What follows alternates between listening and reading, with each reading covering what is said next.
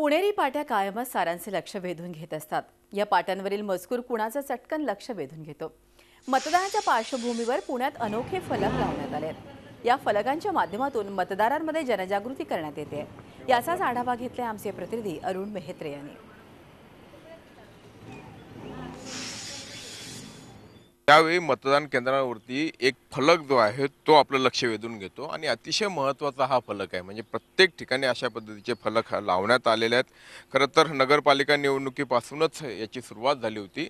यावेळी पुणे महापालिका निवडणुकीसाठी देखील हे फलक लावण्यात आले आहेत। या फलकावरती आपण बघूयात काय लिहिलंय की निवडणूक लढवणाऱ्या उमेदवारांनी शपथपत्रात दिलेल्या माहितीचा हा सगळा गोषवारा आहे। म्हणजे जे कोणी उमेदवार आपण निवडून देणार आहोत त्यांनी जी माहिती दिली आहे, उदाहरणार्थ त्यांचं शिक्षण किती आहे, त्यांच्याकडे असलेली मालमत्ता किती आहे, त्यांचं एकूण जंगम मालमत्ता किती आहे, स्थावर मालमत्ता किती आहे, त्याचप्रमाणे त्यांची दायित्वे किंवा थकीत रक्कम त्यांच्याकडे काही आहेत का किंवा त्यांच्यावरती काही कर्ज आहे का।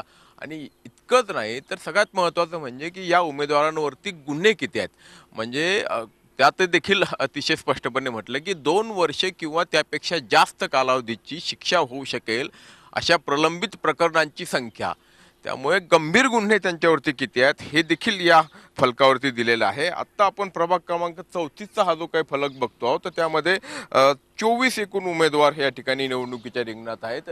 आणि या 7व्या क्रमांकाच्या कॉलममध्ये जर आपण पाहिलं तर अनेकांवरती गुन्हे नाही आहेत, मात्र काही उमेदवार निश्चितपणे असे आहेत की त्यांच्यावरती गंभीर स्वरूपाचे गुन्हे आहेत। आणि म्हणून मतदान करणं जितकं महत्त्वाचं आहे तितकंच योग्य उमेदवाराला मतदान करणं हे देखील महत्त्वाचं आहे आणि त्यासाठीचा हा प्रयत्न आहे। व्हिडिओ जर्नलिस्ट विकी कांबळेसह अरुण मेहत्रे, झी मीडिया, पुणे। झी 24 तास रहा एक पाऊल पुढे।